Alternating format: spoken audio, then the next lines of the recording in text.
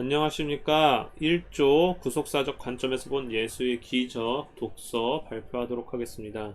첫 번째로 서론입니다. 성경의 사복음서들이 마태, 마가, 누가, 요한은 예수께서 이 땅에 계실 때 행했던 기적들을 기록하고 있다고 합니다. 그렇다면 기적이 실제로 일어났다면 그 의미는 무엇인가? 기적들은 어떻게 일어났는가? 왜 일어났고 복음서들은 왜 그 기적을 기록했는가? 그리고 마지막으로 그 기적들은 우리와 연관이 있는가? 어떤 연관이 있는가에 대해서 질문을 던져볼 수 있다고 합니다. 예수의 기적들은 실제로 일어났는가? 라고 하는 질문에 대해서 최근 그 기적들은 하나님의 능력이 작동하고 있음을 극적으로 나타내는 하나님의 행동이라고 이야기합니다. 일반적으로 이신론자들은 하나님이 세계를 자신이 개입할 필요가 없는 완벽한 구조로 만들었다고 믿기 때문에 기적이 일어나지 않는다고 주장하지만 하나님께서는 이 이례적인 사건들 뿐만 아니라 이 세계의 규칙성들 내에서도 활동하고 계시다고 이야기하고 있는 것입니다. 기적들은 가능하게 할 뿐만 아니라 그리스도의 부활은 일리가 있다고 말을 합니다. 누가는 각하가 알고 있는 바를 더 확실하게 버려 라고 누가복음 1장 4절에서 그의 복음서를 기록했다고 말합니다. 요한복음은 예수께서 행하신 일을 기록했다고 밝히고 있습니다. 누가복음 저자가 저술한 사도행전에 수록된 로마 제국에 관한 일부의 정보들은 사도행전의 신빙성을 확인합니다. 복음서들은 인간의 역사적 저술이 그러하듯이 하나님의 신뢰성 때문에 전적으로 신뢰할 수 있습니다. 예수는 누구인가? 예수는 하나님께로 가는 길이며 예수에 대한 믿음이 하나님에 대한 그 사람의 믿음에 근본적인 영향을 줄 것이다 라고 합니다. 예수께서 구약의 신현적 권위에 대하여 증언하기 때문에 예수가 누구인가에 대한 결정은 성경의 성격에 관한 그 사람의 결정에도 영향을 준다는 것이죠. 하나님은 오직 한 분만 존재합니다. 하나님은 세계를 창조했으며 계속 다스립니다. 하나님은 자신의 목적을 증진할 때 일으킵니다. 복음서들이 말하는 것은 하나님의 말씀이며 기적들은 시공간에서 실제로 일어났습니다. 예수는 복음서들이 누구라고 말하는 바로 그 존재입니다. 그는 하나님이자 사람이며 구원을 가져오고 다윗의 계보에서 메시아가 올 것이라는 구약의 약속을 성취하기 위해 성육신했습니다. 두 번째로 기적들의 의미입니다. 예언자들의 기적들은 하나님의 능력이 역사하시는 것을 보여주었고 예언자들의 진정성을 입증했습니다. 따라서 사람들은 예수의 기적을 하나님의 역사로 보았습니다. 하나님이 자기 백성을 돌보셨다. 또한 그들은 예수를 하나님의 예언자로 보았습니다. 큰 선지자가 우리 가운데 일어났다. 복음서들은 하나님이 예수를 통해 일하고 있음을 깨닫게 된 것입니다. 현대에서의 적실성, 예수의 기적들은 당대 사람들에게 적실성이 있었습니다. 그 기적들은 하나님에 관한 진리, 그리고 또한 그리스도에 관한 진리, 그리고 그리스도가 가져온 구원에 관한 진리를 나타낸다고 합니다. 요한뿐만 아니라 다른 복음서들도 우리에게 들으라고 촉구하고 있다는 것입니다. 표적들의 의미의 핵심을 취함으로써 우리에게 말씀하시는 바를 들으므로 지금도 미래에도 변화될 수 있음을 이야기하고 있습니다. 기적들의 세 가지 의미가 있는데 첫 번째로는 예수는 하나님이다 라는 것입니다. 기적들은 예수의 신성을 보여주고 예수는 완전한 인간이다. 기적들은 예수가 인간으로서 예언자임을 보여준다고 합니다. 세 번째로 예수는 약속된 구원자인 메시아다 라고 이야기합니다. 기적들은 예수가 메시아임을 보여준다는 것이죠. 두 번째로 표적으로서의 기적들입니다. 요한복음에 기록된 예시적 기적들에 대해서 이제 의견을 내고 있습니다. 5,000명을 먹인 기적은 그것이 신적 능력을 나타내는 사실 이상의 상징적 의미가 있고 예수가 구약의 예언자들 중 하나와 마찬가지로 증언하며 예수가 그의 삶과 죽음, 부활을 통해서 영적으로 행하는 것을 상징적 형태로 보여준다고 말합니다. 예수는 영생을 가져오며 믿음으로 나오는 모든 자들에게 영적인 자양분을 나눠주는데 이 예수님께서 5,000명에게 떡을 공급하는 것은 단순히 떡을 공급하는 것이 아니라 예수님이 자신의 육체를 통해서 영생을 공급한다 라고 하는 것입니다. 요한복음 9장에 시각장애인을 고친 기적은 신적인 능력을 보여주는 것이라고 말합니다. 그 시각장애인을 고치기 직전에 예수님께서는 비슷하게 선언을 하셨습니다. 내가 세상에 있는 동안에는 세상의 빛이로라. 9장 끝에서 예수님은 육체의 치유가 영적인 시각장애를 고치는 정적 치유의 상징임을 명확히 하셨습니다. 예수님의 공적 사역의 일부로서 요한복음의 마지막에 기록된 기적은 바로 나사로의 부활입니다. 여기서 예수를 믿는 자들에게 육체의 부활이 약속하셨습니다. 죽어도 살리라. 그러나 육체의 부활은 믿는 자들이 이미 소유한 영적 생명에 적합한 부속물입니다. 살아서 나를 믿는 자는 영원히 죽지 아니하리니. 여기에서 예수께서 나사로를 살린다 라고 하는 것은 예수님께서 앞서 말씀드렸듯이 부활의 생명을 제공한다는 것을 알 수가 있습니다. 십자가형과 부활입니다. 나사로의 부활은 예수님의 부활을 미리 보여줍니다. 인간으로서의 예수는 영원하고 변함없는 부활 생명 안에 들어간 것으로 첫 번째 모형 혹은 그림자라고 말하고 있습니다. 예수께서 나사로를 살린 것은 바로 예수의 부활의 첫 열매라는 것입니다. 다음으로 38년 된 환자에 대한 이야기입니다.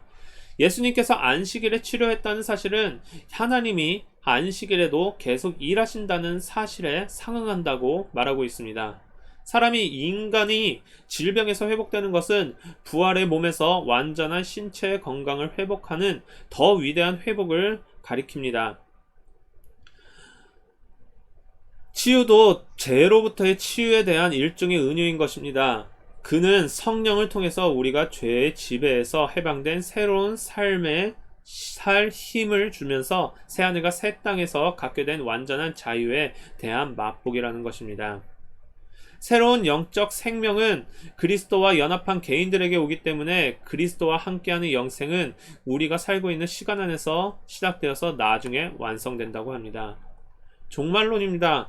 예수가 지상 사역을 하던 동안 하나님 나라가 도래한 것은 그 성취의 시작이며 따라서 그것도 종말론에 관한 속한 반면에 새하늘과 새 땅 그리고 몸의 부활은 종말론의 완성이라는 것입니다. 또한 물이 포도주로 바뀐 사건은 메시아인 그리스도를 통해 성취된다는 의미를 내포하고 있다는 것입니다. 그리스도께서 물을 포도주로 바꾼 것처럼 그는 또한 역사의 전체의 경로를 한 시대에서 다른 시대로 바꿨다는 것입니다. 이처럼 요한복음에 기록된 기적들은 예수 그리스도의 부활이라는 위대한 기적을 예표하며 또한 이것들을 가리킨다라고 말하고 있습니다.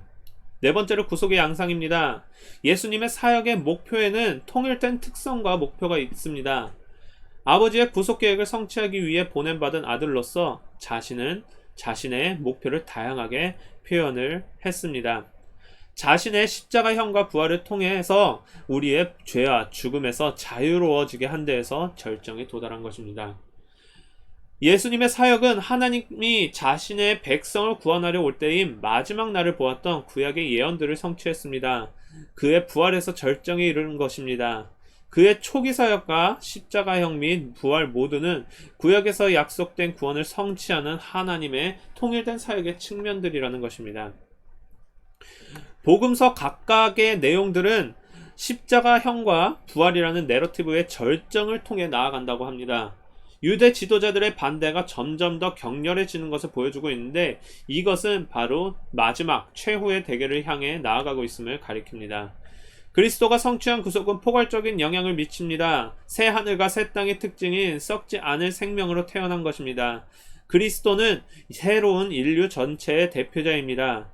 또한 그리스도가 개인적으로 죽음에서 부활로 이동한 것은 삶의 모든 영역에서 깨어진 곳으로부터 회복되고 조화로운 정점으로 옮겨가는 것과 유기적으로 연관성이 있다고 말을 하고 있습니다. 다섯 번째로 구속의 양상입니다. 구속의 성취와 적용. 그리스도는 그의 사역을 통해 구속을 성취했습니다. 구속의 적용은 사람들로부터 그리스도와 연합하여 생명을 받도록 개인들을 어둠에서 빛으로 사탄의 권세에서 하나님께로 돌아서게 하는데 성령을 통한 그리스도의 사역을 묘사하고 있습니다. 그리스도는 복들의 근원인 뿐만 아니라 그가 대표하는 인간들에게서 그의 사역과 승리가 반영되는 대표적인 인간입니다. 그리스도는 죽었다가 살아났습니다. 그리스도를 신뢰하는 우리는 그와 함께 죽었다가 살아났습니다. 그리스도인들이 삶에 시작될 때 그리스도의 삶의 양상이 결정적으로 우리에게 적용됨으로써 그 새 삶은 참으로 진정으로 새로운 삶이 시작됩니다. 복음서에 기록된 기적들과의 연관성입니다. 구속의 양상에는 특정 기적, 그리스도의 부활, 그리고 현재의 적용이라는 세 가지 경우들이 있습니다. 1단계에서는 특정 기적에서 그리스도의 부활로 옮겨가고, 두 번째 단계에서는 그리스도의 부활에서 현재의 시점의 부활의 적용으로 이동합니다. 예수는 우리가 말씀을 읽을 때 지금 여기서 우리에게 말씀하고 믿음으로 자기에게 나오는 모든 사람의 영적 치유를 약속하십니다. 이 치유는 이미 시작된 하나님 나라의 일부입니다. 하나님은 영적 치유를 할 뿐만 아니라 자기에게 속한 사람들의 삶 속에서 그 치유를 가져옵니다. 사람들은 영적인 치유를 받을 때 기뻐하며 하나님을 찬양합니다.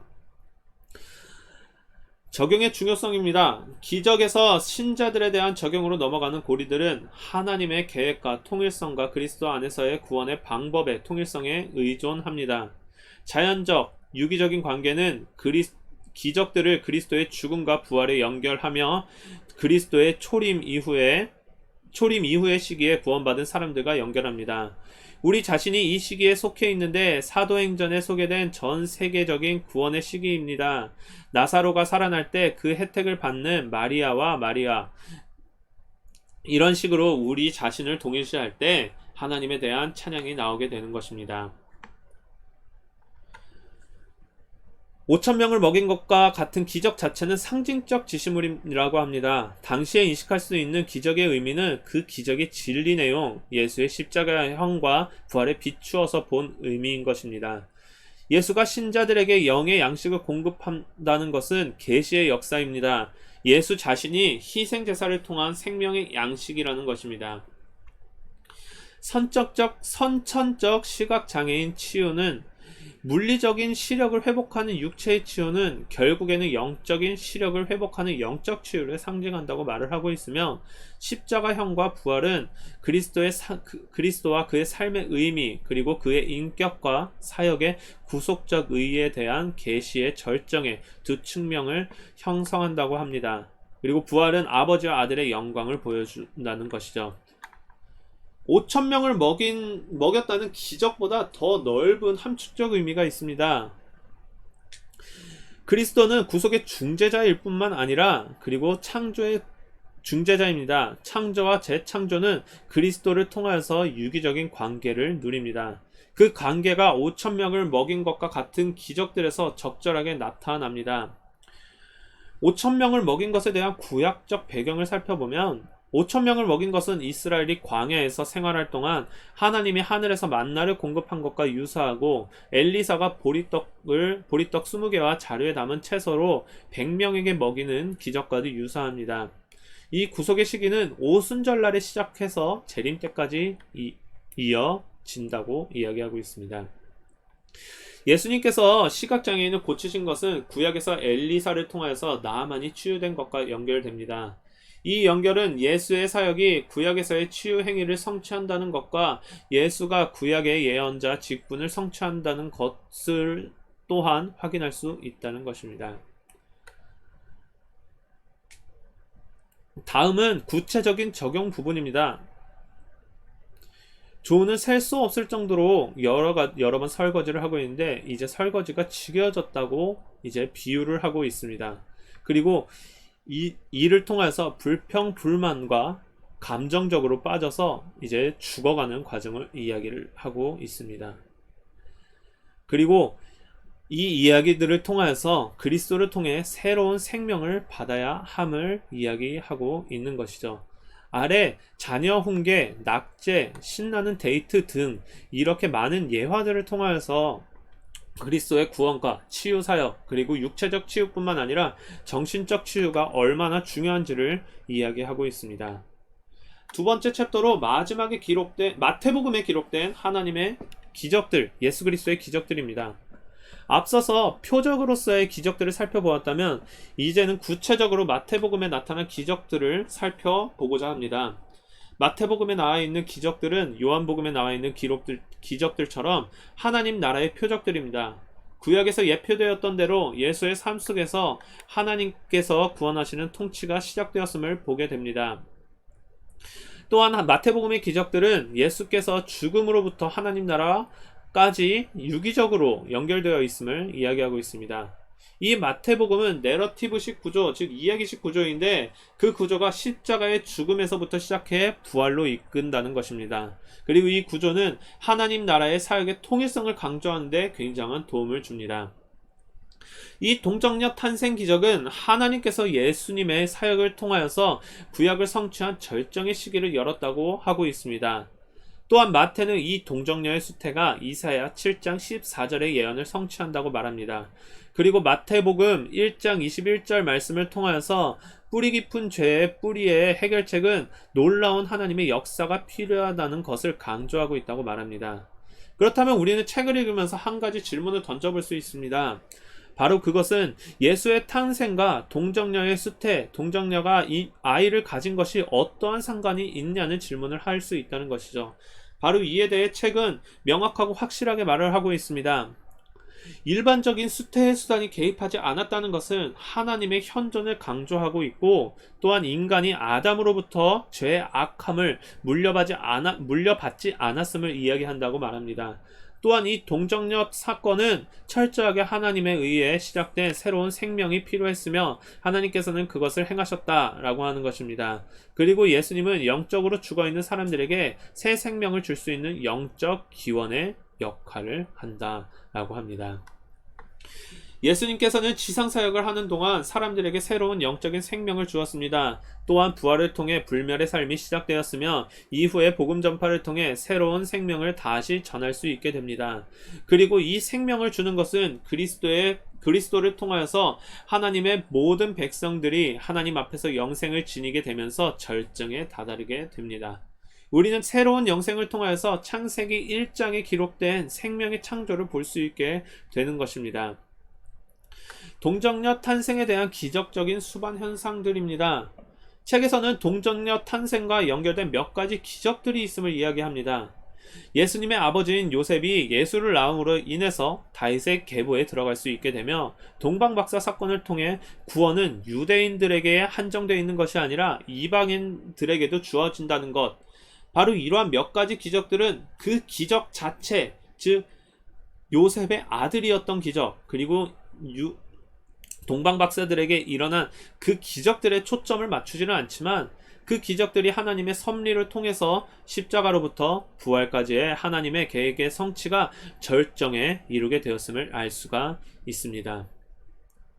이 작은 기적들이 우리가 하나님의 구속계획을 전체를 이해하는 데 도움을 줍니다. 더 나아가서 이것은 하나님께서는 큰 계획뿐만 아니라 작은 계획들마저도 통제하신다는 것을 의미하고, 모든 삶은 하나님의 손 안에 있음을 이야기하고 있는 것입니다.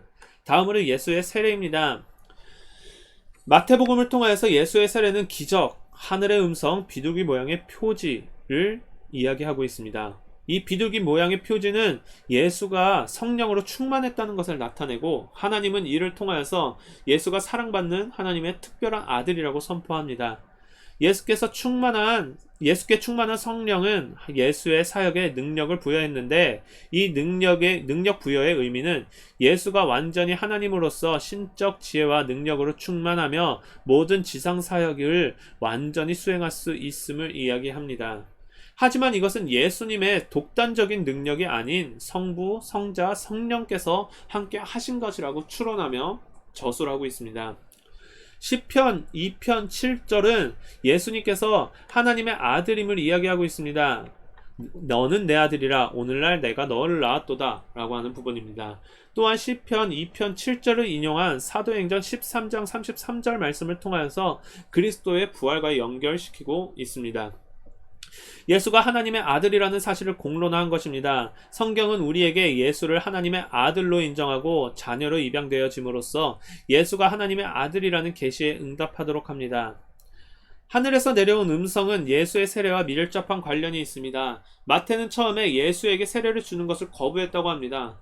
그 이유는 세례가 명시적으로 회개를 위한 것으로 정의되어 있기 때문입니다. 회개를 위한 것이라면 예수께서 죄를 가지고 있다는 의미인데 예수께서는 그런 존재가 아니시기 때문에 거절했다는 것이죠. 그럼에도 불구하고 예수님은 자신의 세례가 적절하고 모든 의의를 이루는데 목적이 있다라고 말씀하셨다고 합니다. 예수님께서는 세례를 받음으로써 세례를 받으러 오는 모든 이스라엘의 죄인과 동일시 되었습니다. 즉 이스라엘 백성들과 동일시됨으로써 이스라엘을 대표하여서 그들의 죄를 고백하게 된 것입니다. 이는 세리와 죄인들과 더불어 먹고 마시는 행위에서 확인할 수 있으며 더 나아가 이 행위는 백성들을 위해 죄를 짊어지시는 십자가를 가리킵니다. 이것은 구원을 위해 회개하고 그리스도에게로 향할 때 용서를 받는다는 것으로 우리에게 적용시킬 수 있습니다. 예수가 하나님의 아들이 되었다는 것과 세례의 의미는 보다 함축적인 의미가 있습니다.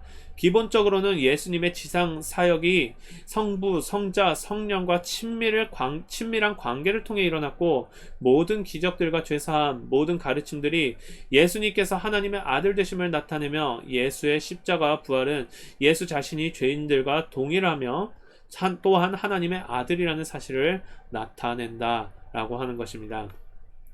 더 나아가서 사도행전에서 예수는 성령의 능력을 통해 모든 사람들에게 하나님의 아들이 되었다는 특권을 준다고 합니다. 죄를 가지고 있는 사람들에게 대속적 죽음을 통해 죄를 용서해 주는데 이것은 그리스도와 연합하였다는 의미이며 함축적으로 하나님의 아들이 되었다는 것과 죄를 사하셨다는 약속 또한 포함됩니다. 이 복음은 특정된 사람들에게만 주어지는 것이 아니라 모든 사람에게 주어진 것이고 이 하나님의 자녀된 백성들은 완벽한 아들됨과 완전한 죄의 종결을 경험하게 된다고 합니다. 우리는 이것들을 통하여서 구원은 거짓된 대안 혹은 인간적인 대안에서 나오는 것이 아니라 예수 안에서만 그 구원을 찾을 수 있다는 것을 알 수가 있습니다. 그리고 그 구원의 대안을 통하여서 우리는 우리의 죄 때문에 하나님과 멀어졌으며 하나님께서 보내주신 아들이신 그 예수를 통하여서 사하여졌고 하나님의 아들 되었다는 사실을 알 수 있게 된다는 것입니다. 예수님의 사역은 많은 치유 기적을 포함합니다. 이사야 53장 4절에 고난받는 종의 구절에 의하면 예수는 귀신들과 질병들로부터 사람들을 구해내 주십니다. 본문에 병을 짊어지셨도다 라고 하는 구절은 예수께서 우리의 질병을 짊어지셨다는 비유를 뜻하며 이 뜻은 예수께서 어떻게 고난을 짊어지게 되실지를 나타낸다는 것입니다. 즉 죄를 짊어지심으로 우리를 구원하셨다는 사실을 나타내는 것입니다. 마태는 이 치유의 기적을 직접적으로 소개하지는 않지만 결국 하나님 나라의 도래와 연결시켜서 구원의 의미가 드러나게 합니다. 더 나아가 예수님은 천국 복음, 즉 하나님께서 왕으로서 통치하시는 구원의 절정이 도래하고 있다는 좋은 소식을 선포했습니다. 예수는 이를 치유의 사역으로서 입증하였습니다. 결국 치유는 하나님 나라를 나타내는 것이었던 것입니다. 우리는 이 치유의 구조 덕분에 구속과 치유 사이에 연결 관계가 있음을 알 수 있습니다. 예를 들면 귀신 들린 사람이나 병에 걸린 사람은 주변인들의 소외된 삶을 살아갑니다. 그러나 치유를 통해 그들은 자신들의 고통으로부터 구원을 받게 되고 이것이 구속의 줄거리를 이룬다는 것입니다. 이 작은 구원들, 즉 치유들은 결국 그리스도의 십자가와 부활을 통한 구속이라는 더 큰 구원을 예표하게 됩니다. 마태복음 8장부터 9장에 나오는 나병 환자 사건에서 예수님은 하나님 나라의 능력으로 사회에서 소외된 사람에게 나가가 그들을 어루만집니다. 이 나병이라는 것은 오늘날 한센병이라고 불리는 그 병과 단순하게 연결을 시켜서는 안 됨을 이야기합니다. 과거의 나병은 단순한 병이 아니라 그 인간의 존재 자체를 부정당하며 하나님 앞에 나아갈 자격조차 없는 사람으로 치부되었다고 이야기를 한다는 것입니다. 이런 나병 환자를 고쳤다는 것은 병의 치유만을 의미하는 것이 아니라 죄로부터의 치유를 상징한다는 것을 깨달아야 한다고 합니다. 더 나아가 사람들의 생각에는 나병 환자의 부정함이 예수께 옮겨갈 것이다 라고 하는 걱정을 했었는데 그 걱정과 달리 오히려 예수의 정결함이 나병 환자에게 옮겨가 나병 환자가 치유를 받게 되었음을 언급합니다.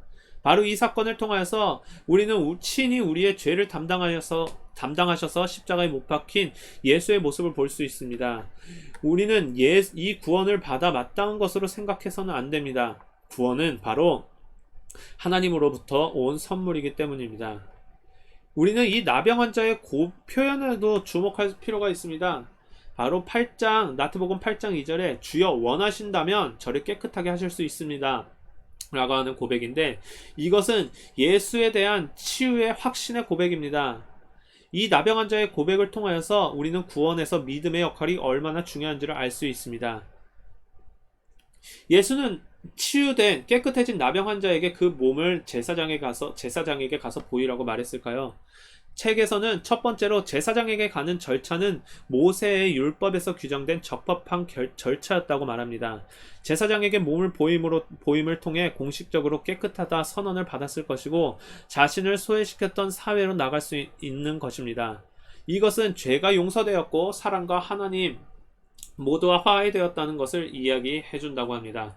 두 번째로 깨끗해진 나병 환자에 대한 예수의 지시는 모세의 율법에 들어있는 나병 환자에 관한 한 구절들을 가리킵니다. 단순히 질병 치유에서 국한되는 것이 아니라 모세의 율법의 상징이라는 것에 비추어 해석할 때 예수님은 치유가 상징하는 그 내면을 보게끔 하신 것입니다. 이런 방식으로 예수님께서는 사람들로 하여금 죄로부터 구원하는 표지로서의 기적의 의미를 알게 하셨습니다. 그리고 책에서는 우리 또한 본질적으로 일종의 영적인 나병 환자라는 것을 이야기합니다. 죄라는 것이 우리로 하여금 하나님과 사람들로부터 모두 친교하지 못하게 하였기 때문이라고 언급하는 것입니다. 이 나병 환자 치유 사건을 통하여서 우리가 살아계신 그리스도께 도움을 호소해야 된다는 것을 보여주며, 나병 환자의 고백처럼 주님만이 나를 깨끗하게 하실 수 있습니다 라고 고백할 때 비로소 예수님의 대속사역을 통해 우리의 죄를 없애주실 것을 이야기합니다. 백부장이 하인을 치료한 기적은 하나님 나라의 뚜렷한 특징을 보여줍니다. 백부장의 가장 큰 뚜렷한 특징은 백부장이 이방인이라는 것입니다. 예수께서는 마태복음 8장 10절 말씀을 통해 백부장의 믿음과 이스라엘을 대조하며 지적했습니다. 또한 백부장이나 그와 같은 사람들은 이방인일지라도 천국에 참여할 수 있다는 것을 이야기합니다. 백부장은 나병 환자와 마찬가지로 유대인들이 아닌 주변인들입니다. 그러나 이 사건을 통하여서 예수는 구원의 동정심이 유대사회 너머로 확장된다는 것을 말해주고 있습니다. 백부장의 하인을 치유하실 때 예수께서는 직접 그 하인을 만나 치유한 것이 아니라 멀리서 말씀으로 치유하셨습니다. 이는 예수의 죽음과 부활이 공간적으로 예루살렘에서 떨어져 있는 사람들을 변화시키는 능력이 있으며 시간적으로 떨어져 있는 모든 세대의 사람들을 변화시키는 능력이 있음을 말합니다. 이는 육체적으로는 이 땅에 없어도 성령을 통하여서 예수가 땅끝까지 전파될 수 있음을 암시한다는 구절입니다.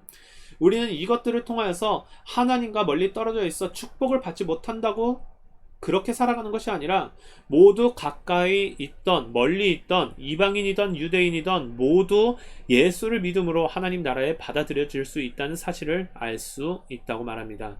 우리는 항상 예수께 구하여야 할 것입니다. 하나님 나라는 걷는 가운데 사람들과 친척들과 이웃들에게로 확장이 됩니다. 베드로의 장모의 치유에 관한 기적은 하나님 나라가 어떻게 사회적인 관계를 통해 역사할 수 있는지를 보여줍니다. 예수는 베드로의 집에 있으면서 그의 장모를 보았고 베드로의 장모를 치유해 주었으며 이 치유의 소식을 퍼뜨림으로 인해서 그 소식이 주위로 퍼져나갔습니다. 바로 책은 이 관계를 통해 그리스도와 연합하는 사람들에게는 그를 통하여서 구원의 다스림의 축복이 있음을 알 수가 있습니다. 그리고 그리스도와 연합한 사람들은 그 소식을 전하며 다른 사람들에게도 좋은 소식을 전파하여 그리스도와 연합하게 한다는 것을 알 수 있습니다.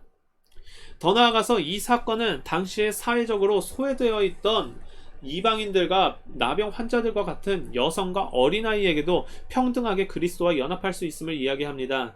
베드로의 장모가 치유된 직후 바로 그 후에 예수의 시중된 것을 살펴보면 일반적으로 치유된 후에는 탈진이 되어서 몸을 꼼짝도 할 수 없는 것과 달리 예수께 치유를 받음으로 인해서 육체적으로 힘이 너무나 충만하였기 때문에 예수님의 시중을 들 수 있었다는 것입니다. 이는 하나님의 나라의 도래를 통하여서 영적인 에너지를 충만하게 얻을 수 있음을 보여준다고 합니다. 바로 이를 볼 때 우리는 예수님을 믿음으로써 동일하게 베드로의 장모와 같은 일이 일어난다는 것을 알 수 있다는 것입니다. 하나님 나라의 능력은 자연 세계로 확장이 됩니다. 더불어 이 폭풍을 가라앉힌 사건은 단순히 바다를 잠잠하게 한 것에 국한된 것이 아니라 삶과 죽음과의 문제와 직결되어 있으며 이는 구속사의 삶과 죽음의 문제와 연결된다고 합니다. 모든 인간은 죽음의 형벌을 피할 수 없습니다. 그리고 우리는 타락을 했을 때 하나님으로부터 분리되는 영적인 죽음을 맞이하게 됩니다. 즉, 이 사건은 단순히 바다가 잠잠해진 사실에 국한된 것이 아니라 사람들을 죽음에서 구원하시는 예수의 능력을 보여줍니다.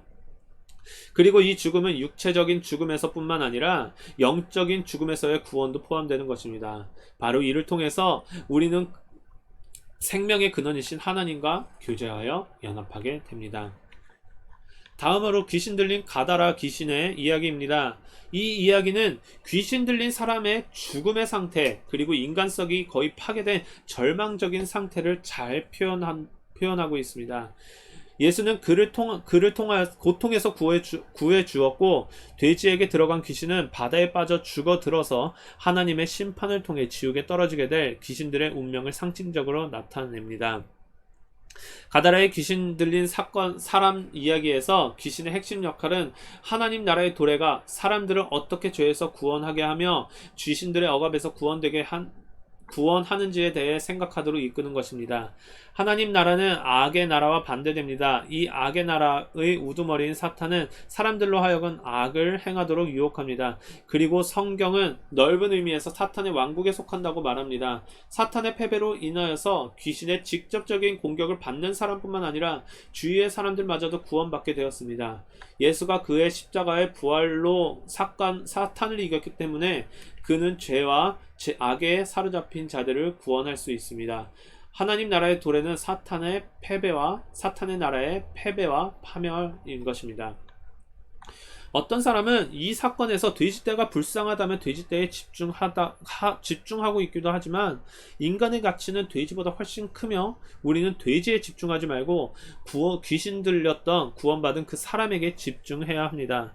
그리고 돼지떼가 바다에 빠져 죽은 사건은 바로 귀신들이 예수에게 패배했음을 상징적으로 보여주는 것이고, 이것은 심판날에 경험하게 될 최종적인 그 악을 따르는 자들, 그리고 사탄의 패배를 보여준다고 하는 것입니다. 마가복음 5장 19절로 20절 말씀에 모든 사람이 놀랍게 여겼다라고 하는 부분에서 나오는 이 놀라움을 통하여서 하나님께 우리는 영광을 돌려야 합니다. 우리들의 삶 속에서 사탄으로부터 우리를 구원해 주시고 이에 대해 놀랄 때 우리는 항상 하나님을 찬양해야 할 것입니다. 예수님께서는 이전부터 지금까지 그리고 우리를 보호해 주시며 구원해 주실 것이라는 것입니다. 다음으로 중풍병자의 치유입니다. 중풍병자의 치유의 의미는 하나님 나라는 육체적인 고통뿐만 아니라 죄의 사함도 포함한다는 것입니다. 예수님은 중풍병자를 치유하기 전에 이미 죄로부터 용서되었다고 합니다. 사람들은 놀라게 됩니다. 예수로 인해서 서기관은 반대를 했습니다. 그들은 예수님께서 바로 신성을 모독했다고 한 것입니다. 예수는 왜 이런 반대를 이제 야기시켰는가? 예수님은 몸의 치유만 관심이 있던 것이 아니라 그 사람이 죄를 용서받았다는 것을 이해하는데도 관심을 두셨던 것입니다. 이 본문은 인자가 세상에서 죄를 사하는 권능이 있다라는 것에 초점을 맞춥니다. 예수의 권위는 하나님의 나라가 동터오고 있으며 그 나라의 특성 중에 하나가 죄 사함의 성취임을 보여주고 있습니다. 또한 중풍병이 의미하는 것은 영혼의 장애, 즉 죄를 상징한다고 말합니다. 그리고 죄는 일종의 영혼의 중풍병이라고 합니다. 이 기적에 대해 군중들은 두려워하고 놀라워했습니다. 하나님을 경외했을 수도 있습니다. 자기중심적인 두려움을 보냈을 수도 있습니다. 성경의 독자들 역시도 하나님을 경외하고 영광 돌리도록 유도하고 있습니다. 군중은 예수에게 권세가 있었고 하나님이 이러한 권세를 통하여서 사람들에게 다가갔다고 이야기합니다. 사람에게라는 그들의 반응은 예수께서 어떤 역할을 하셨는지 확실하게 깨닫지 못하는 것을 보여줍니다. 군중들은 확실히 서기관들이 생각했던 추론에까지는 이르지 못했습니다. 오직 하나님 외에 누가 능히 죄를 사했느냐? 라는 말씀을 통해 예수는 죄의 용서를 선언하시며 신성을 드러내셨습니다. 그러나 군중은 이를 깨닫지 못한 것입니다. 군중의 무지한 모습은 또한 우리를 돌아보게 합니다. 우리는 서기관들의 부정적인 모습을 살펴볼 수 있고, 이러한 반응은 결국에는 예수님을 십자가 처형으로 이끌게 되었습니다. 다음으로 야이로의 딸을 살린 사건입니다. 하나님 나라는 소망 없는 자들에게 이르릅니다. 본문의 내러티브는 두 개의 기적들을 포함하고 있습니다. 주된 이야기는 야이로의 죽은 딸을 살린 것이지만 그 중간에 재밌게도 혈루증을 앓고 있는 여인에 대한 이야기가 들어가 있습니다. 예수님께서는 두 경우에 있어서 믿음의 주의를 기울이며 이적을 행하십니다. 또한 두 기적들 또한 각각의 사람에게 일어난 사건이지만 모두 만짐과 관련이 있습니다. 혈루병 걸린 여인은 예수의 겉옷을 만졌고, 예수님께서는 야이로의 딸의 손을 잡고 만짐으로써 그 병을 치유하신 것입니다. 두 경우 모두 모세의 율법은 부정한 것을 만졌다고 합니다. 이 치유의 의미는 예수의 만짐으로써 예수님 자신이 죄인들과 동일시되었다는 것을 보여준다고 합니다. 이 동일시는 십자가의 대속을 보여줍니다. 예수의 죽음을 이김은 또한 야이로의 딸을 살린 예수의 능력을 보여줍니다. 본문의 여인 야이로가 예수를 향해서 믿음을 드러낸 것처럼 우리도 그렇게 해야 하는 것입니다. 우리도 역시 예수가 죽은 자 가운데서 부활한 것에 초점을 맞춰야 합니다. 예수는 만짐으로써 자신을 죄인들과 동일시 하셨습니다. 예수는 여인과 야이로의 딸이 부정을 제거했듯이 우리의 죄를 제거해 주십니다. 혈루증 앓는 여인에 대해 조금 더 살펴보면 이 여인은 제의적으로 부정했습니다. 또한 사회적으로도 배제된 부정한 여인입니다. 저주받은 여인이죠. 예수님께서는 이 여인에 대해 여인에게 구원이라는 단어를 사용하셨는데, 소조는 육체적 치유뿐만 아니라 영적인 구원에서도 사용되는 단어입니다. 우리는 믿음을 통해서 죄로부터 치유받습니다. 두 시각장애인의 치유에 대한 사건인데, 이 본문에서는 믿음이 더욱더 강조됩니다. 예수님께서는 내가 능히 이 일을 할 줄을 믿느냐? 라고 이 사람들에게 묻고, 그들은 주여 그러하오이다 라고 대답을 합니다. 예수님께서는 이 믿음을 다시 한번 강조하고, 그 두 시각장애인은 영적으로 말해서 빛을 보기 시작했습니다. 이 사람들은 예수님이 자신들을 치유할 수 있다고 믿었습니다. 이들은 예수님을 다윗의 자손이라고 불렀는데, 이것은 어떤 의미인가 하면 이 시각장애인들이 예수님을 약속된 메시아라고 기대했다는 것을 암시하고 있습니다. 예수님은 이들을 고쳐주시는데, 이 치유는 사실 사람들을 불신해서 예수님에 대한 신앙으로 옮기는 것입니다. 이 믿음은 사람들이 그리스도의 부활과 구원에서 부활이 의미하는 바를 믿었을 때 그들이 가졌던 완전한 믿음을 예표합니다.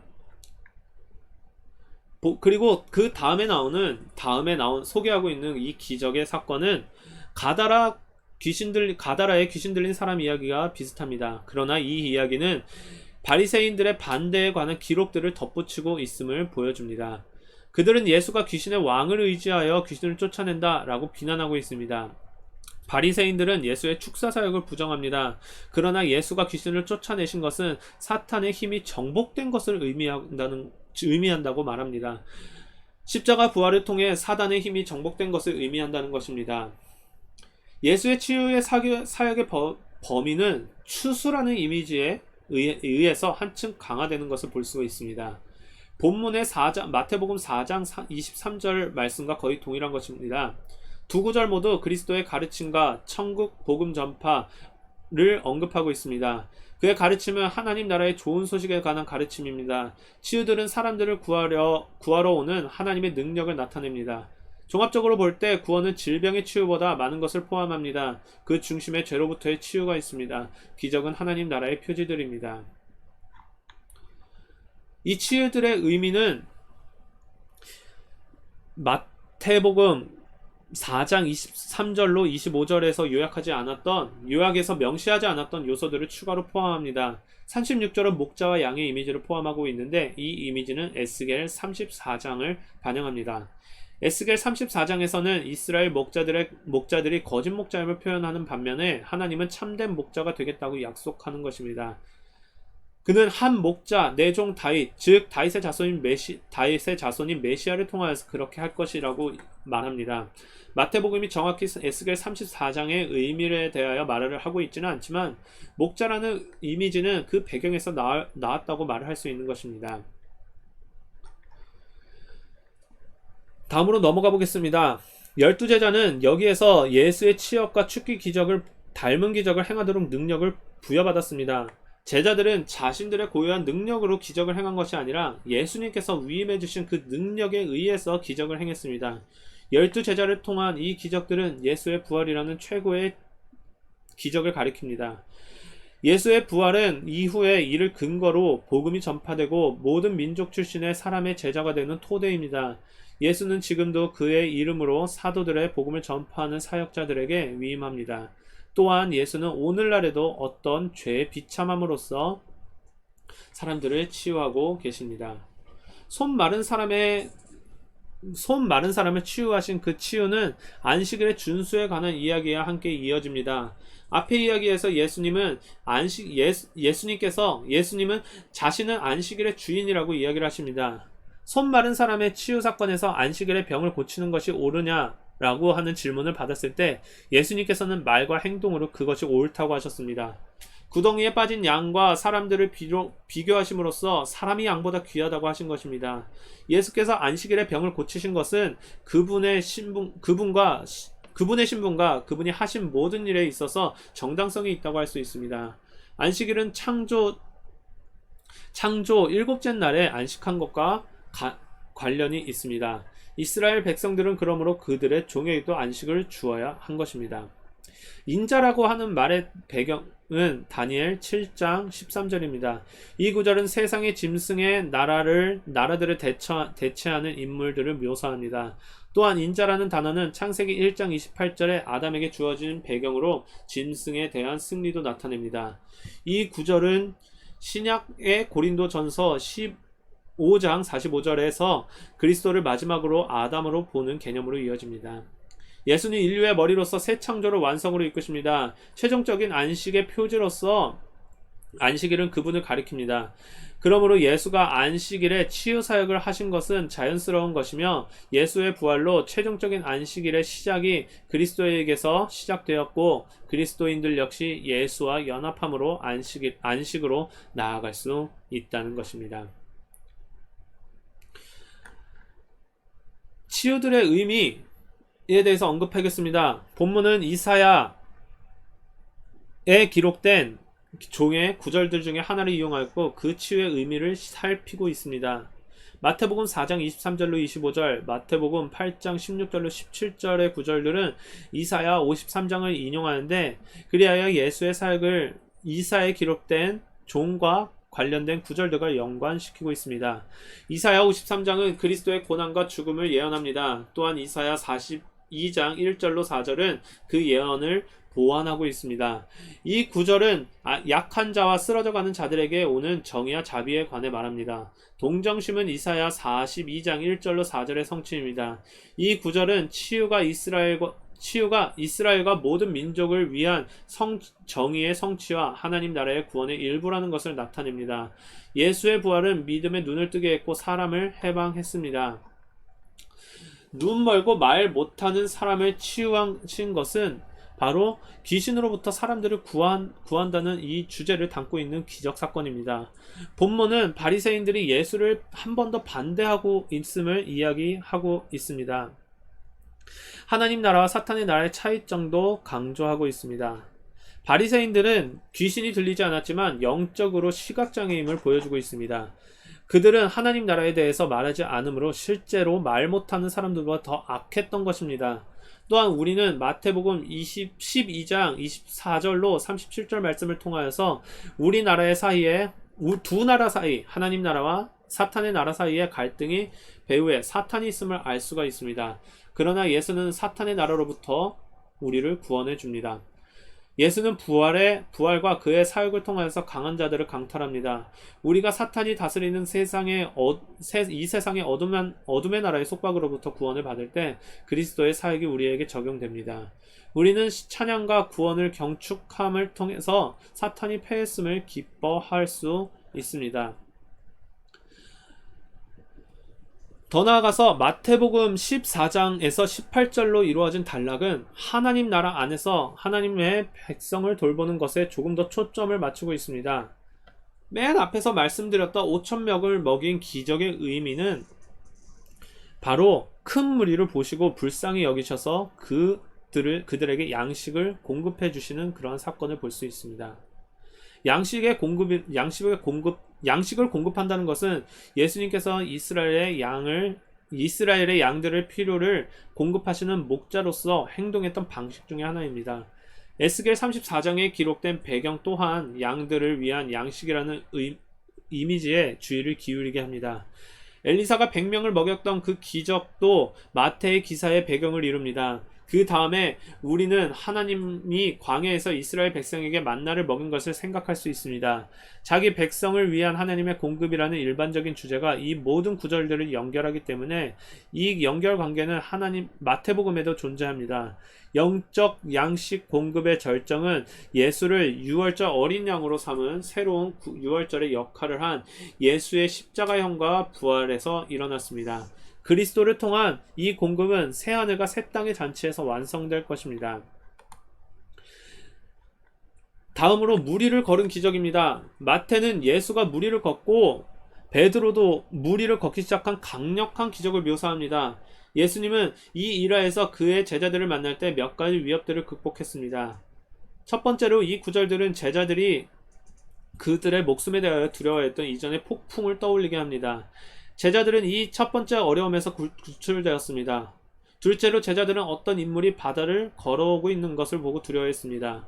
예수의 말이 제자들이 겪었던 두려움을 극복했다고 쉽게 결론을 내릴 수 있습니다. 세 번째 어려움은 베드로의 대담함 때문에 일어났습니다.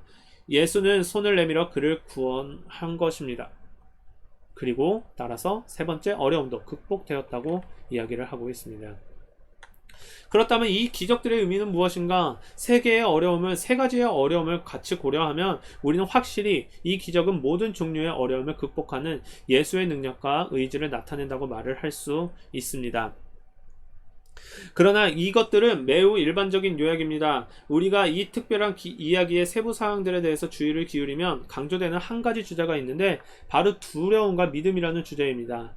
베드로는 이 이야기에서 긍정적인 면과 부정적인 면이 뒤섞인 인물이라고 볼 수 있는데 이 인물에게는 베드로에게는 믿음이 있었지만 그것은 작은 믿음이었고 의심과 두려움에 사로잡힐 수 있었습니다. 이 이야기의 요점 중 일부는 예수가 그런 제자들을 관대하게 대했다는 것입니다. 그리고 예수님은 그들을 혼낸 것이 아니라 그들의 믿음이 성장할 수 있도록 도와주셨습니다. 마태복음 14장 22절로 33절의 말씀은 모든 것을 명시적으로 보여주지 않지만 우리는 마태복음 전체를 읽는다면 비로소 예수 그리스도의 큰 그림을 알 수가 있습니다. 그러나 예수님이 하나님의 아들이라는 그 실제적인 대답은 이미 그 구절에 드러나 있습니다. 예수님께서는 무리를 걸으시면서 신적인 능력을 행하셨습니다. 나다라고 하는 이 대답은 제자들이 본 것은 유령이 아니라 이미 그들의 스승이고 그들에게 친숙한 예수 그리스도라는 것을 나타냅니다. 동시에 그들이 친숙하다는 느낌은 예수가 자신에 대해 드러낸 것에 대해 도전을 받게 되는 그러한 말입니다. 그는 하나님의 아들인데 제자들은 단지 그것이 감시하는 모든 것을 이해했을 뿐입니다. 이 기적은 앞으로도 있을 십자가형과 부활과 어떻게 연결시킬 수 있을지 이제 질문을 던져볼 수 있는데, 이 기적에는 우리가 보았던 것처럼 적어도 두 가지의 측면이 있습니다. 첫 번째 측면으로 예수의 정체성에 대한 이 계시는 십자가와 부활에서 일어났던 그의 정체성에 보다 완전한 계시를 가리킵니다. 이 절정의 사건들은 그가 이 세상에 대한 신적인 그리고 인간적인 중재자임을 나타냅니다. 이 기적의 두 번째 측면은 믿음의 행사와 관련되어 있습니다. 베드로에게는 믿음이 있었지만 그것은 작은 믿음이었다 말하고 있는데, 이 믿으라 라고 하는 도전은 십자가형과 부활에서 절정을 이룹니다. 절정의 지점에서 그 도전들은 예수를 믿고 예수가 십자가형과 부활에서 성취한 것을 믿으라는 것입니다. 예수가 손을 내밀어 베드로를 구하는 그림은 마태복음 14장 22절로 33절에 기록된 이야기의 절정을 나타냅니다. 이 세상의 구원자인 예수는 말하자면 이제 우리를 죄와 사망으로부터 구하기 위해 그의 손을 내밉니다. 베드로는 사망의 물속으로 가라앉고 있었습니다. 그리고 결국에 익사할 수 있었습니다. 따라서 베드로에게 나타났던 모든 것들은 죄와 사망으로부터 구원하는 예수님의 사역에 대한 상징이라는 것입니다. 마태복음 14장 34절로 36절은 예수님께서 많은 사람들의 치유에 대한 기적들 그리고 그것들에 대한 요약을 진술하고 있습니다. 이 요약은 우리가 마태가 특별히 기록하는 기적들은 예수님 나라의 사역에서의 하나님 나라의 도래라는 더 넓은 이야기에 속한다는 것을 이야기해주고 있습니다. 사람들은 마태복음 4장 24절에서 말씀처럼 병든 자들을 데려왔습니다. 그러나 그 외에도 그들은 그 근방에 두루 통지했습니다.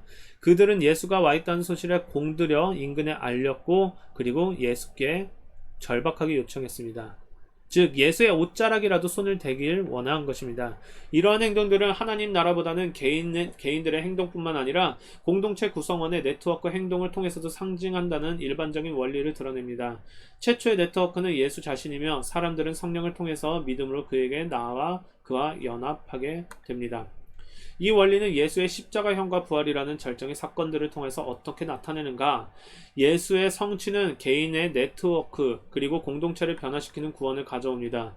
예수의 구원의 완성은 새 예루살렘의 형태로 오는데, 새 예루살렘은 공동체와 개인의 모두를 포괄합니다. 복음 시대에서는 교회는 개인들로 구성된 공동체입니다. 관련자들은 예수의 소식을 전파하며 다른 사람들로 하여금 예수를 통해서 구원을 발견하게 하는 역할을 하고 있습니다. 수로보니게 여인의 사건도 우리 기적의 한 면을 보여주고 있습니다. 마태가 보고하는 다음 기적은 바로 방금 말씀드렸던 수로보니게 여인의 사건인데, 이 기적 또한 이방인과 관련이 있습니다. 피상적으로 보면 우리는 그녀가 하나님의 자비의 범주를 벗어났다고 추론할 수 있습니다. 더이는 예수님은 처음에 그녀에게 반응하지 않았습니다. 그녀가 반응했을 때 이스라엘의 잃어버린 어린 양으로서의 자신의 의무를 예리하게 지적하신 것입니다. 그러나 하나님의 자비를 믿는 이 여인은 그 장애를 극복했습니다. 그리고 예수께서 다음과 같이 말씀하십니다. 여자여, 내 믿음이 크도다. 이 기적의 의미는 하나님 나라의 능력을 보여줍니다. 또한 그렇게 함으로써 하나님 나라의 특징에 대해 뭔가를 보여줍니다. 구원의 하나님 나라는 민족들에게 확장되며 그들 가운데 가망이 없을 것 같은 민족들에게까지도 확장되는 것입니다. 구원은 1세기 유대 문화가 덜 명예롭게 여겼을 당시의 여인들, 외국인들, 이방 숭배자들까지에게도 그 구원이 임한다고 합니다. 바울이 기록했듯이 복음은 모든 믿는 자에게 구원을 주시는 하나님의 능력입니다. 그 여인은 그리스도에 대한 믿음을 보여주는데, 이 믿음이 결국 그의 구원을 가지고 온 것입니다. 이 기적에 대한 주된 적용은 명백한 것입니다. 우리는 오늘날 예수가 모든 믿는 사람들에게 구원을 준다는 것을 이해해야 한다는 것입니다. 때로는 사람들이 자신을 아무런 가치가 없다고, 무가치하다고 구원의 대상에서 제외되었다라고 하는데, 이 모든 사람들이 예수를 믿는다면 구원을 받을 수 있다라고 한다는 것입니다. 치유의 기적들의 의미는 하나님 나라의 기적들의 주제라는 의미를 이어갑니다. 그러나 우리는 경이라는 주체를 더할 수 있습니다. 이 경이라는 것은 기적들은 경이, 놀라운 그리고 경외의 반응을 보여줍니다. 사람들은 하나님께 영광을 돌립니다. 경의의 반응은 그리스도의 부활에서의 절정의 기적에 의해 우리가 보아야 할 반응을 가리킵니다. 우리가 예수의 십자가형, 죽음, 그리고 부활의 의미를 이해하면 우리도 경의와 놀라움의 반응을 보이게 됩니다. 우리도 예수님의 기적들과 특히 부활의 기적을 놀랍게 여겨야 합니다. 모든 민족들은 이스라엘의 하나님께 영광을 돌려야 합니다. 우리는 단지 그리스도의 부활이라는 핵심적인 기적을 인해서만 하나님께 영광을 돌리는 것이 아니라 중생의 기적을 통하여서도 하나님께 영광을 돌려야 합니다. 마태는 예수가 4,000명을 먹인 이야기를 기록합니다. 이 일화는 14장 13절로 21절에서 5,000명을 먹인 사건과 비슷한 점이 많습니다. 이 이야기의 주된 요지는 예수가 사람들을 돌본 것을 다시 한번 강조하는 것입니다. 사람들을 먹인 이 두 번째 기적은 예수가 자기 백성을 돌보는 것이 계속된다는 것을 강조하고 있다고 합니다. 이 기적이 일어난 장소가 이방인들의 땅이었다는 카슨과 프란스의 주장이 옳다면 이 기적은 하나님 나라가 이방인들에게도 확장되는 것을 상징하는 것을 우리가 볼 수가 있습니다. 즉 이방인들도 하나님 나라에 임할 수 있고 하나님의 돌봄을 받을 수 있으며 궁극적으로 종말론적 잔치에 참여할 수 있다는 것입니다. 변형의 이야기는 몇 가지 기적적인 요소, 예수의 얼굴과 옷이 밝아진 모세와 엘리야가 나타나 신의 현현에 의한 밝은 구름이 그들을 덮고 하늘로부터 음성이 들린다는 것이 있습니다.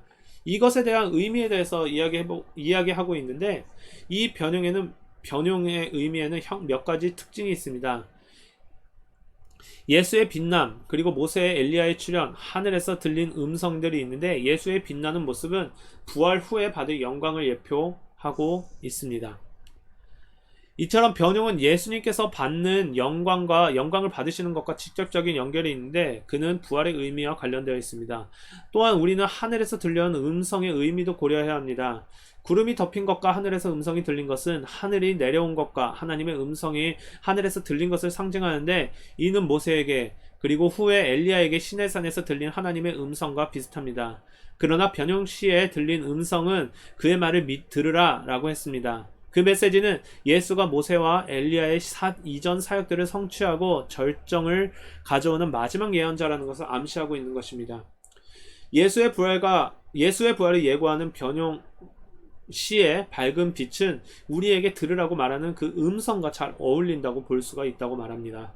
빛과 음성 모두 예수님의 부활로 시작된 하나님 나라의 새로운 국면을 가리키는데 이어서 새 국면은 복음 전파와 민족들을 제자로 삼는 것을 통해서 계속해서 펼쳐지고 있습니다. 우리는 또한 모세와 엘리야가 등장한 의미도 주목할 필요가 있습니다. 그들은 모두 예언자들인데 그들의 예언자 사역은 마지막 예언자인 예수를 가리킵니다. 모세와 엘리야의 등장은 생명을 주는 하나님의 능력을 확인하는데 이 능력이 하나님의 소유인 사람들에게 역사합니다. 모세와 엘리야의 등장은 성도들의 몸이 부활할 것이라는 것을 약속을 확인합니다. 따라서 그것은 마태복음 17장 1절로 8절에서 그리스도의 부활과 연결되는 다른 사항들을 강화합니다. 그리스도의 부활은 성도들의 부활의 첫 열매입니다. 예수의 영광을 인정하고 그를 신뢰하는 것이 그의 영광을 드러난 데에 대한 적절한 반응입니다. 그리고 그가 예수의 죽음과 부활을 성취한 것에 대한 웅대함과 심오함과 범위를 우리가 이해할 때 우리의 믿음이 비로소 성장할 수 있게 되는 것입니다. 예수님께서는 귀신 들린 아이를 고쳐주셨습니다. 이 귀신 들린 아이의 치유를 두 가지 측면을 살펴보면 예수는 그 아이를 귀신에게서 구했다. 그리고 또한 이 아이가 물과 불에서 빠져 있었기 때문에 그 아이의 육체 또한 고쳐주신 두 측면을 볼 수 있다는 것입니다. 이것은 바로 이 기적이 축기 기적과 육체의 치유 기적을 모두 동반한다는 것을 암시합니다. 이 치유에서 가장 두드러진 점은 믿음이라는 주제에 주의를 기울인다는 것입니다. 제자들은 믿음이 작았기 때문에 그 아이를 치유할 수 없었습니다. 고침을 받는 사람의 믿음이 부족한 것이 아니라 바로 제자들의 믿음이 부족했다는 것입니다. 물고기 입속의 동전 사건입니다. 물고기 입속에서 동전 하나가 기적적으로 발견되는데 물고기 입속의 동전의 의미는 바로 동전 자체의 의미를 두는 것이 아니라 초점을 맞추는 것이 아니라 이 기적이 발생하게 한 논의에 초점을 맞출 필요가 있습니다. 예수님께서는 하나님 나라 세상 나라들 사이의 유비를 사용했습니다. 하나님 나라에서는 하나님이 왕이고 제자들은 그의 자녀들입니다. 그들은 하나님과의 친밀함이라는 특권을 가지고 있는데 이 친밀함이 물리적 성전과 그 성전의 물리적 유지를 할 필요를 대체합니다. 예수님 자신이 하나님께 가는 유일한 길이고 참된 성전입니다. 그리고 그의 이름 임마누엘은 하나님이 우리와 함께 계신다 라고 하는 뜻입니다. 따라서 예수는 하나님 나라의 자녀들인 그의 제자들은 성전세가 면제됩니다 는 결론을 내리면서 이 기적에서 이중적인 의미를 내비칩니다. 첫 번째로 이 기적은 자신이 하나님의 아들로서 독특한 지위를 가지고 있다는 예수님의 주장을 확인합니다. 두 번째로 이 기적은 하나님 안에서 그 무엇이든 적절한 자원을 공급해 주실 수 있다는 것을 보여줍니다. 하나님이 그리스도 예수 안에서 영광 가운데 그 풍성한 대로 너희 모든 쓸 것을 채우시라 라고 하는 것입니다. 신학적으로 말을 하고 있는데 이 세상의 모든 자원은 하나님께 속하였고 하나님으로부터 기적적으로 공급된 것은 아들이라는 지위의 특권을 강조하고 있는 것입니다. 그것은 하나님의 자원이 풍부하다는 점과 그가 자기 자녀들에게 그 자원을 기꺼이 공급한다는 것을 보다 생생하게 나타냅니다. 여기서 배우는 교훈은 예수가 자기 제자들에게 먼저 하나님 나라를 구하라고 말하면서 주었던 그 교훈과 비슷합니다. 따라서 이 기적은 우주의 왕의 자녀들에게 주어진 신적 자원에 대하여 말을 하고 있는 것입니다.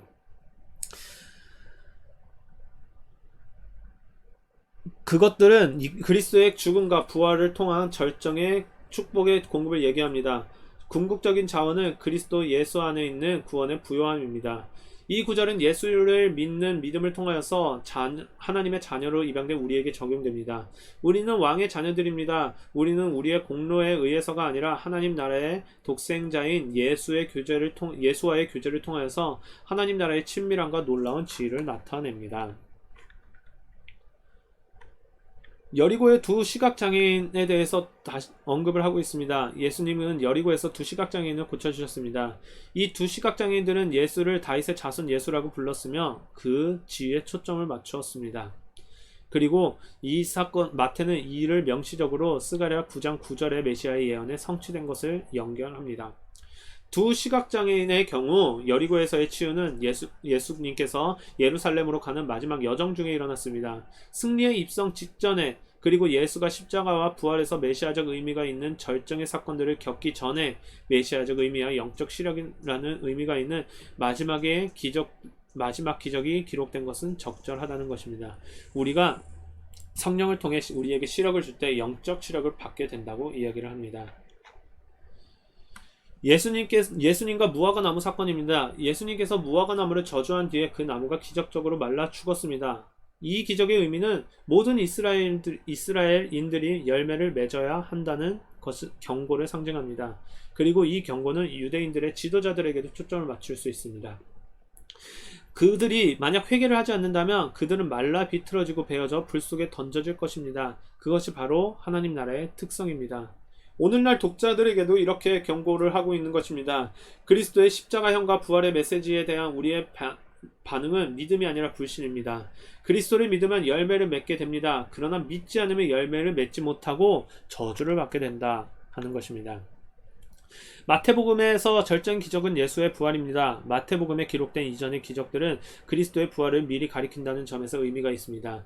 그리스도의 부활 자체가 그 기적들이 가리키는 머릿돌입니다. 부활 사건은 어떤 다른 것을 가리키는 주된 기능이 있는 것이 아니라 그 부활 자체에서 기능이 있고 의미가 있는 것입니다. 그리스도는 단지 그의 인생에서요 그리스도 자신을 위해서만 살아난 것이 아니라 바로 그리스도 안에 있는 사람들 곧 그에 속한 모든 사람들을 위해서 살아났다고 말하고 있습니다. 그리스도의 부활은 또 완전히 부활한 새로운 시작입니다. 새로운 세상의 시작입니다. 부활의 몸을 입은 그리스도는 죽음의 힘으로부터 영원히 자유로운 온전한 존재의 질서에 속하게 됩니다. 그가 죽으심은 죄에 대하여 단번에 죽으시며 그가 살아계심은 하나님에 대하여 살아계심이니 그러므로 그의 육신은 새로운 세상 전체의 첫 번째 부분입니다. 그의 부활에서, 예수님의 부활에서 그리스도의 자신이 새 하늘과 새 땅을 시작하신 것입니다. 마태복음에 기록된 내러티브에서 부활은 마태복음 28장 18절로 20절에서 주어진 대위임령으로 연결됩니다.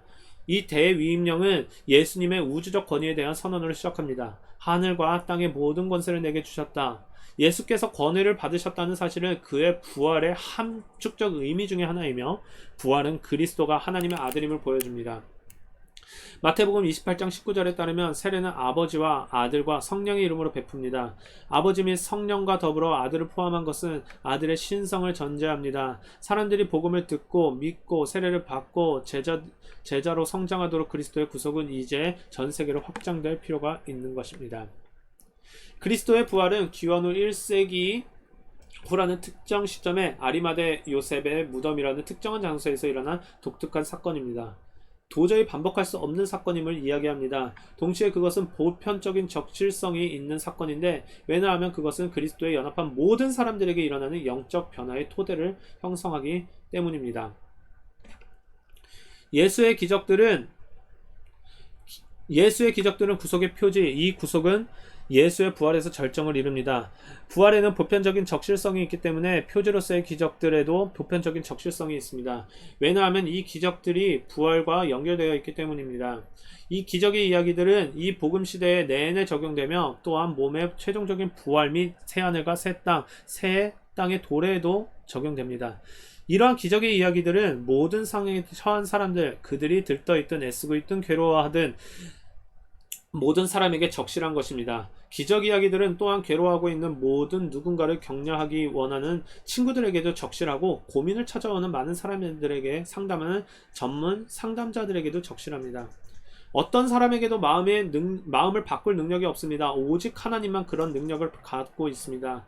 그는 예수의 기적들에서 그 능력을 보여줍니다. 또한 하나님은 예수의 죽음과 부활의 치유를 모든 종류의 인간과 죄의 필요에 적용할 때 그 능력을 계속 보여준다고 합니다. 우리에 대한 적용들 중에 하나는 우리가 하나님을 찬양하고 그의 이름에 영광을 돌릴 수 있게 되었다는 것이라고 이야기를 하면서 책을 마무리 짓고 있습니다. 마지막으로 느낀 점을 말씀드리려고 합니다. 느낀 점은 책이 너무 직역이 되어 있다는 것입니다. 일단 느낀 점 자세한 거를 하기 전에 말씀드리면, 책이 너무나 어려운 말로 되어 있어서 처음 듣는 단어도 있어서 좀 보는데 불편함이 있었지만, 그것을 제외하더라도 굉장히 유익한 내용이었다는 것입니다. 모든 기적들이 그리스도의 부활이라는 위대한 기적들을 가리키고 있음을 이야기합니다.